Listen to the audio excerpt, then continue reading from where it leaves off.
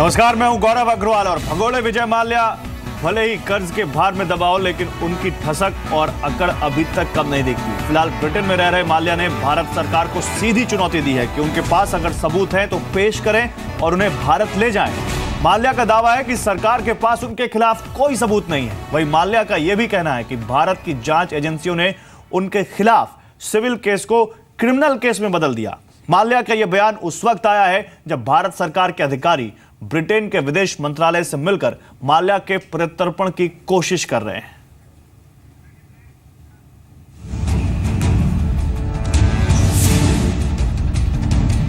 बैंकों का 9,000 करोड़ लेकर ब्रिटेन भागे विजय माल्या के तेवर अब भी ठंडे नहीं पड़े हैं। भारत लाने के लिए सरकार की कोशिशों के बीच एक बार फिर माल्या ने देश के सिस्टम और सियासत पर सवाल उठाए हैं। एक इंटरव्यू में माल्या ने सीबीआई पर आरोप लगाया है कि वो सरकार के दबाव में आकर उस पर झूठे केस लगा रही है, जबकि उसके खिलाफ कोई सबूत नहीं है। माल्या का कहना है कि भारत की राजनीतिक पार्टियों ने उसे फुटबॉल बना दिया है। The Central Bureau of Investigation, at the behest of the government, converted it into a criminal matter. And then charges of defrauding banks and money laundering appeared. I will and am severely contesting all this.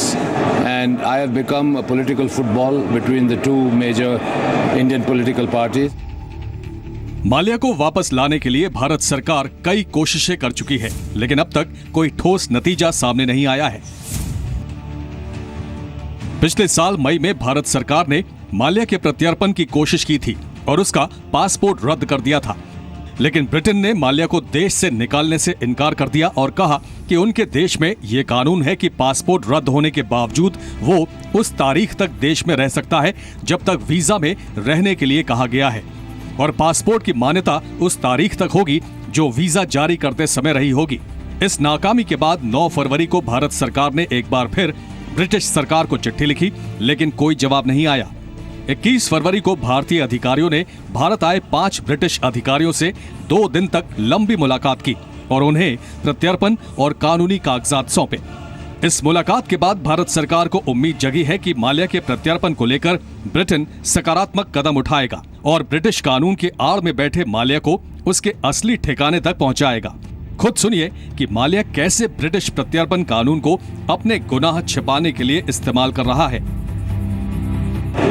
I am safe in this country under UK laws till proven otherwise, and I would rather be safe than sorry, because I certainly do not want to be at the mercy of some maverick in the government of India. Mallya भले ही फिलहाल Britain में ऐशो आराम की जिंदगी बिता रहे हो, लेकिन वो दिन दूर नहीं दिखता जब जांच एजेंसियों के हाथ माल्या के गिरेबां पर होंगे और अदालत में उनके कर्ज का हिसाब होगा। फिलहाल ब्रिटेन में खुद को महफूज समझ रहे माल्या देश के सिस्टम पर सवाल उठा रहे हैं, तो उनकी समझ पर सवाल उठेंगे ही। ब्यूरो रिपोर्ट, जी मीडिया। तो जिस देश में रहे, जिस देश का पैसा लेकर भागे, आज उसी देश पर सवाल उठाते हुए विजय माल्या और कहते हुए कि इंडियन की जो लॉ एजेंसीज हैं उन्होंने उनको जबरदस्ती फंसाया है और एक सिविल केस को क्रिमिनल केस बनाया और सबूत मांग रहे हैं, सबूत की चुनौती दे रहे हैं विजय माल्या। और साफ कह रहे हैं कि देश की 2 बड़ी पॉलिटिकल पार्टियों ने उन्हें फुटबॉल बना दिया। और यही 2 पॉलिटिकल पार्टियां इस वक्त मेरे साथ पैनल में है। मेरे साथ बीजेपी से अमित मालवीय हैं, नसीर हुसैन है कांग्रेस से, आभा सिंह है सीनियर लॉयर, और शशांक जी हैं फॉर्मर फॉरेन सेक्रेटरी। मैं सबसे पहले अमित मालवीय आपके पास आऊंगा। अमित मालवीय, सीधी चुनौती है विजय माल्या की सरकार को कि अगर ले जा सकते हैं तो हमको प्रत्यर्पण करके ले जाइए। ये कह रहे हैं विजय माल्या, वो कह रहे हैं मैंने कुछ गलत नहीं किया, और साफ ये दोनों पॉलिटिकल पार्टियां अपने मतलब के लिए मुझे फुटबॉल बना रही हैं। देखिए, विजय माल्या कुछ भी कह सकते हैं, लेकिन सच तो ये है कि वो इस देश से फरार हैं। इस देश को 8,000-9,000 करोड़ का बैंक लोन जो बकाया है उसको बिना चुकाए वो इस देश से चले गए। लेकिन हमारी सरकार, हमारी एजेंसीज पूरा प्रयास कर रही हैं कि विजय माल्या को इस देश में वापस लाया जाए। उनके जो भी बकाया है, जो उन्होंने बैंक को रकम देनी है, जो अपने बाकी इन्वेस्टर्स को, जो अपने बाकी ऋण लेने वालों को हिसाब चुकता करना है, वो उसको करें, जिसमें उनकी कंपनी के एम्प्लॉयज़ और उनके जो वेलफेयर से जुड़ी हुई रकम थी वो भी इन्वॉल्व है। विजय माल्या अपने आप को पॉलिटिकल विक्टिम बिल्कुल क्लेम नहीं कर सकते हैं। नहीं, लेकिन अमित जी सीधा सवाल यही है कि फिर इतने दिन हो गए, अभी तक विजय माल्या का एक्स्ट्राडिशन क्यों नहीं हो पाया? देखिए, किसी भी एक्सट्रेडिशन के लिए दो देशों की जो इंटरनेशनल लॉज, उनकी जो संधियां हैं वो काम करती हैं। आज की तारीख में वो यूके इसलिए जाके बैठ गए हैं क्योंकि यूके के लॉज में उनको इस तरीके का अजाइलम का प्रोटेक्शन मिलता है। लेकिन हमारी सरकार यूके की सरकार से बात कर रही है, वो इस बात पे इंसिस्ट कर रही है कि विजय माल्या कोई पॉलिटिकल विक्टिम नहीं है। वो यहाँ से, हमारे देश से फाइनेंशियल फ्रॉड करके भागे हुए एक आदमी हैं और उसके बेसिस पे उनको वापस भारत लाने का पूरा प्रयास चल रहा है। साथ ही साथ जो एक बहुत बड़ी डेवलपमेंट है कि पहली बात भारत सरकार ने जितने हमारे देसी सरकारी बैंक्स थे उनको खुली छूट दी है कि आप विजय माल्या के पीछे जाएं और आपकी जो बकाया रकम है, जो प्रॉपर्टी आप उसको पोजीशन में ले सकते हैं, लिक्विडेट कर सकते हैं और जो एसेट्स मिलते हैं उसको लें और जो भी डेटर्स हैं, इन्वेस्टर्स हैं, उनका पैसा चुकाया जाए। ठीक है, नासिर हुसैन आपके पास आऊंगा। नासिर हुसैन, आपके ऊपर भी विजय माल्या ने यही आरोप लगाया कि आप भी अपनी सियासत के लिए, अपनी पॉलिटिक्स के लिए विजय माल्या को यूज करते हैं, उनको एक फुटबॉल बना दिया है आप लोगों ने। और विजय माल्या साफ कहते हैं कि उन्होंने कोई गद्दारी नहीं की, कोई ऐसा कर्जा नहीं लिया जो सीधे उनके नाम पे हो।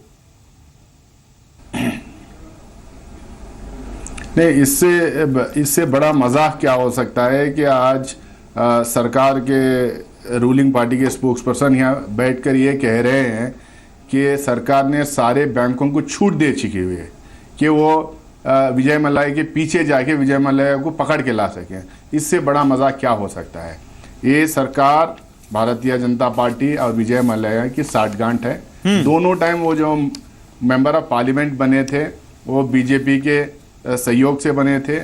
इनको पता था किस तरीके के इंसान विजय माल्या हैं करके। और जब अरुण जेटली जी फाइनेंस मिनिस्टर थे उनसे बात हुई थी, विजय माल्या जब शहर छोड़ के जा रहे थे तो उनसे बात बाकायदा हुई थी।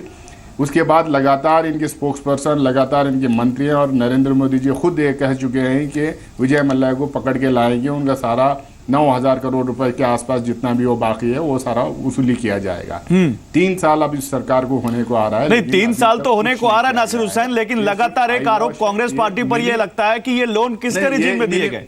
ये लोन किसके रिजीम में दिए गए? जो आज डिफॉल्ट किया है विजय माल्या ने, ये किसकी सरकार ने दिया? नहीं, लोन सिर्फ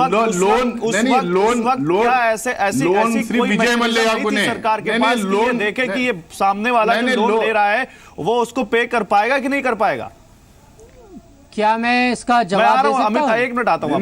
लोन तो सिर्फ विजय माल्या पे नहीं, लोन तो सिर्फ विजय माल्या के लिए नहीं, लोन जितने भी इंडस्ट्रियलिस्ट होते हैं, जितने भी कंपनीज होते हैं, जितने बिजनेसमैन होते हैं, उनको लोन बैंकिंग जो सिस्टम होता है वो लोन देती है। सरकार लोन नहीं देती है, लोन बैंकिंग सिस्टम देती है। उसके बाद अगर कोई फ्रॉड कर रहा है बैंकों के ऊपर और अपने जो कंपनियों के द्वारा बैंकों को इस्तेमाल करके लोगों का पैसा लेके ठगने की कोशिश कर रहा है, जब सरकार की जिम्मेदारी होती है कि उसको पकड़े और वसूल किए। सरकार किससे थी? कौन फाइनेंस मिनिस्टर था? किससे बात किया विजय माल्या यहाँ से जाने के पहले? और किसके दम पे वो?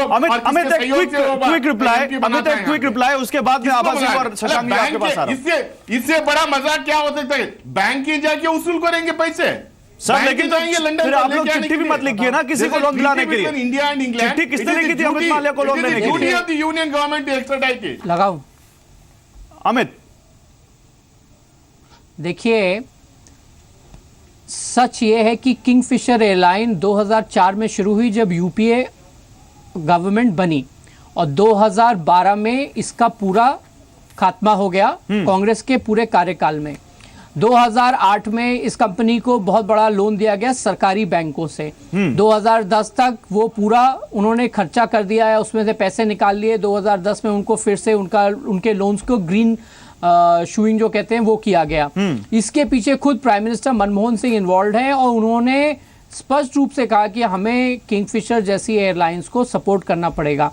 कुछ ही दिन पहले एक और न्यूज़ चैनल ने 3 चिट्ठियों की, 3 ईमेल्स की खत दिखाई ट्रेल, जिसमें विजय माल्या खुद उस समय के जो फाइनेंस मिनिस्टर थे, जो फाइनेंस सेक्रेटरी थे, उनके साथ ईमेल पे बैंकों से, सरकारी बैंकों से ऋण लेने की बात कर रहे थे। ठीक है, ओके। तो विजय माल्या को सरकार का ठीक है, पैसा अब ये दिलवाने किसने में, किया? ये सरकारी कांग्रेस की बैंकों से वजह से पैसा हुआ, दिलवाने बीजेपी की में वजह से हुआ, ये तो नहीं उनकी और मालूम, लेकिन कांग्रेस विजय का माल्या बहुत उन बड़ा दोनों हाथ पार्टियों रहा को हम है। निशाने पर ले रहे हैं। आभा सिंह, आई कम टू यू। उसके नहीं नहीं ओके ओके बात ओके ये है- ओके ओके सर, समय कम है, मुझे दूसरे केस के पास जाने दीजिए। नासिर हुसैन, किसी ने किकबैक लिया था। Nasir Hussain hold on, Nasir Hussain hold on, थोड़ी देती है। Nasir Hussain hold on. Bank देते हैं। आभा सिंह, ये कितना बड़ा मजाक है, ये कुछ भी कितना बड़ा बोलते मजाक रहते है हैं। कि एक सरकार इंसान जो की बात में 9,000 सिर पैर करोड़ नहीं रुपए है। से ज्यादा का कर्ज लेकर देश से बाहर भाग गया हो और वहां बैठ के चुनौती दे रहा हो कि अगर कोई सबूत है तो पेश करिए, मैंने कुछ गलत नहीं किया है, और सीधे सीधे देश की दो बड़ी पार्टियों को कटघरे में खड़ा कर दे। देखिए, विजय माल्या कैसे देश से भागे, उनके खिलाफ रेड कॉर्नर अलर्ट नोटिस क्यों नहीं इशू किया गया? क्योंकि सबको मालूम था बैंक्स जो है लगे हुए थे कि उनका जो लोन है ये पैसे वापस करें। उस वक्त जरूर इनको सरकार का और पावरफुल लोगों का आशीर्वाद प्राप्त था, इसलिए इस देश से ये बाहर चले गए। साल 2 साल से हमने अभी तक एक्स्ट्राडिशन के तहत क्यों नहीं ब्रिटेन से कहा कि इनको वापस देश में लाया जाए? हम सिर्फ चिट्ठियां भेजते रहे। हमने क्रिमिनल कोर्ट से क्यों नहीं समन्स भिजवाए उनके एम्बेसी को कि इनको वापस एक्स्ट्राडाइट किया जाए? क्रिमिनल केस में हमने क्यों नहीं इनके ऊपर अभी तक दायर किया? बिल्कुल अभी तक जो है कांग्रेस बीजेपी दोनों के शह से विजय माल्या ठाट कर रहे थे टैक्स पेयर्स के पैसे पे, और आज जब इनकी एक्स्ट्राडिशन की बात होती है तब ये विक्टिम कार्ड खेलते हैं। अगर ये इतने सच्चे थे तो ये भारत लौट के क्यों नहीं आए? जी, सही बात, वैलिड पॉइंट। देश के कानून के सामने ठीक है। अपने को समर्पित किया। और सेकंड थिंग, आज इनकी 13 प्रॉपर्टीज जब ऑक्शन की जा रही हैं उस वक्त ये विक्टिम कार्ड बोल रहे हैं, लेकिन उस वक्त जब ये 100 करोड़ दे के राज्यसभा के वो तो कह रहे हैं कि F1 के लिए जो भारत को और उन्हें प्राइड दिया उसका शेयर उनको नहीं दे रही मीडिया। वो तो सीधे इस पे सवाल खड़े कर रहे हैं कि F1 में भारत की एंट्री हमने दिलाई, उसके बारे में कोई कुछ नहीं बोलता। लेकिन शशांक जी डिप्लोमेसी के तरीके अगर के मोर्चे पर आपसे पूछे तो सर, क्या वाकई इतना कठिन है किसी ऐसे शख्स को किसी दूसरे ऐसे देश से एक्स्ट्राडिट करवाना जो इस तरह बैठ के बातें कर रहा हो, भारत की एजेंसियों को चुनौती दे रहा हो? डिप्लोमेसी का रोल तभी आता है जब कोई आदमी भारतीय कानून के और भारत की सॉवरेंटी के बाहर चला जाता है। उस समय 2 तरीके होते हैं। एक तो ये है कि अगर भारतीय नागरिक है तो उसको डिपोर्टेशन किया जा सकता है, और ये पॉलिटिकल एक्ट है, जिस कंट्री में वो गया है उसके भारत के साथ कैसे संबंध हैं, और वो तरीका अपनाया गया कि भारत ने उनका पासपोर्ट को जो है रिवोक कर दिया। उसकी वजह से इच्छा थी कि शायद ब्रिटिश की सरकार जो है उसको डिपोर्ट कर सकती है क्योंकि पासपोर्ट अब उनका वैलिड नहीं रहा है। लेकिन चूंकि इंग्लैंड जो है उनके यहाँ बहुत असाइलम सीकर्स आते हैं हर देश से, और वहाँ पे उन्होंने इस तरह के कानून बना रखे हैं जिसमें वो कहते हैं कि visa validity is more important than passport validity. तो वीज़ा जो है वो सेपरेट डॉक्यूमेंट हो गया, और इस तरीके से उन्होंने जो है भारत की बात को, डिपोर्टेशन की बात जो कि होनी चाहिए थी, उस पर उन्होंने कार्यक्रम नहीं किया। ये मेरे ख्याल से हमारे बायलैटरल इश्यूज में इसको लेने की आवश्यकता है कि वे जो है 2 सॉवरेन और फ्रेंडली कंट्रीज के बीच में इस तरह का कैसे उन्होंने तरीका अपनाया है, तो इसमें रेसिप्रोसिटी हमको भी रखनी पड़ेगी। दूसरी बात उठती है कि क्रिमिनल केसेस में डुअल क्रिमिनलिटी की बात आती है कि अगर जो काम उन्होंने किया, फ्रॉड किया है, और वो बात फ्रॉड यहाँ पे एस्टेब्लिश हो जाती है क्रिमिनल जुरिस्डिक्शन में भारत में, तो और वो फ्रॉड जो है अगर ब्रिटिश कानून के अंदर भी जो है क्रिमिनल माना जाता है तो डुअल क्रिमिनलिटी एस्टेब्लिश हो सकती है, और ब्रिटिश कानून जो है वो फिर उनको जो है अपने जो भी उनके जुडिशियल प्रोसेस है, एडमिनिस्ट्रेटिव प्रोसेस के थ्रू उसको प्रोसेस करके वो उनको एक्स्ट्राडाइट कर सकते हैं। और ये भारत के साथ में इसलिए आवश्यक है क्योंकि भारतीय जो एक्स्ट्राडिशन ट्रीटीज एग्रीमेंट्स हैं वो ओरिजिनली ब्रिटेन ने ही साइन किए थे। तो इसलिए मेरे ख्याल से इसमें हमको ज्यादा उम्मीद नजर आती है। चलिए, उम्मीद नजर आती है, लेकिन सवाल यहाँ पर यह है कि आज जो ये विजय माल्या के मामले में हम झेल रहे हैं और इतने दिनों से उसकी प्रत्यर्पण की कोशिशों के बावजूद नहीं कर पा रहे हैं, तो इसका जिम्मेदार कौन है? क्या केवल मौजूदा सरकार या इससे पहले की सरकारें जिन्होंने ऐसा कुछ कोशिश ही नहीं की कि कभी ऐसा कुछ हो? क्योंकि इससे पहले भी कुछ ऐसे मामले सामने आए हैं जब भारत में अपराध करके लोग ब्रिटेन में शरण ले रहे हैं, शरण ली है उन्होंने, और उनका एक्स्ट्राडिशन नहीं हो पाया, उनका प्रत्यर्पण नहीं हो पाया। तो इसके लिए जिम्मेदार कौन है?